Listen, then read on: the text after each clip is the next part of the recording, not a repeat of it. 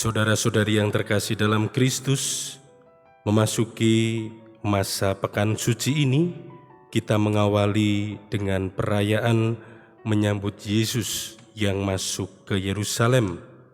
Yang tadi kita diajak untuk juga menjadikan hati kita, diri kita sebagai Yerusalem.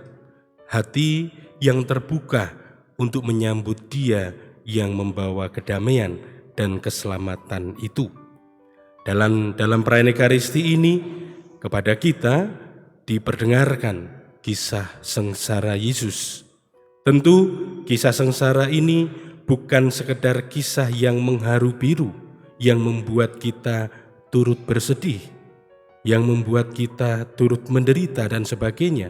Tetapi dengan menyambut Kristus dalam hati kita, dengan menjadikan hati kita sebagai Yerusalem baginya, justru kita diajak untuk sungguh melihat hidup kita, untuk sungguh kemudian melihat kenyataan hidup kita sehari-hari. Melalui kisah sengsara ini nampak bagi kita seolah-olah sepertinya kekuatan jahat itu menang atas Allah. Kekuatan jahat itu menang atas kebaikan. Ada begitu banyak orang yang akhirnya dikuasai oleh kekuatan jahat yang merusak kemanusiaan. Ada dua raja yang awalnya mendengar kebaikan, kebenaran, tapi akhirnya mereka pun terpengaruh massa dan kemudian terlibat pula dalam kekerasan dan juga penderitaan orang lain itu. Ada disuguhkan juga kepada kita banyak orang yang awalnya menyambut Yesus, tetapi kemudian serta-merta mereka berteriak, mengharapkan, menginginkan kematian Yesus. Ada orang yang terpaksa juga menolong Yesus, seorang Simon dari Kirene, yang meskipun tanpa dia kenal, dia turut ambil bagian dalam karya keselamatan Tuhan. Ada juga para prajurit yang menyiksa dan mengolok-olok Yesus. Ada juga penjahat yang kemudian yang satu ikut mengolok-olok, yang satu justru melihat kebenaran, melihat kebaikan dalam diri Yesus, lalu bahkan ia mengatakan dan mengakui Yesus sebagai penyelamat. Yesus, ingatlah saya kalau engkau memasuki kerajaanmu. Saudara-saudari yang terkasih, dengan begitu banyak tokoh yang disuguhkan kepada kita, ini pun juga mengajak kita untuk melihat kehidupan kita sendiri.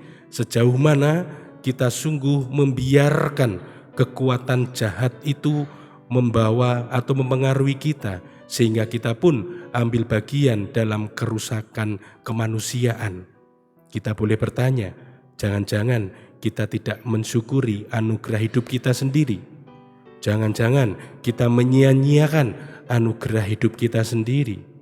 Jangan-jangan kita pun juga menyia-nyiakan orang-orang yang ada di sekitar kita, bahkan kita menginginkan kehancuran, penderitaan mereka.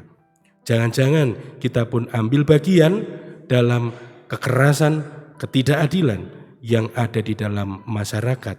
Maka semoga dengan menyambut Yesus dalam hati kita, menjadikan Yerusalem itu ada di dalam diri dan hati kita, kita pun juga kemudian mau berbalik arah sebagaimana penjahat yang bertobat itu.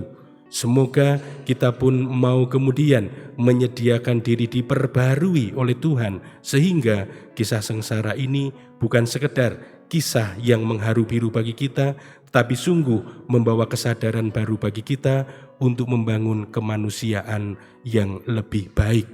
Karena dengan melihat penderitaan dan sengsara Yesus, hidup kita ini terlalu bahkan sangat berharga kalau kita sia-siakan, apalagi justru kita hancurkan. Tuhan memberkati kita.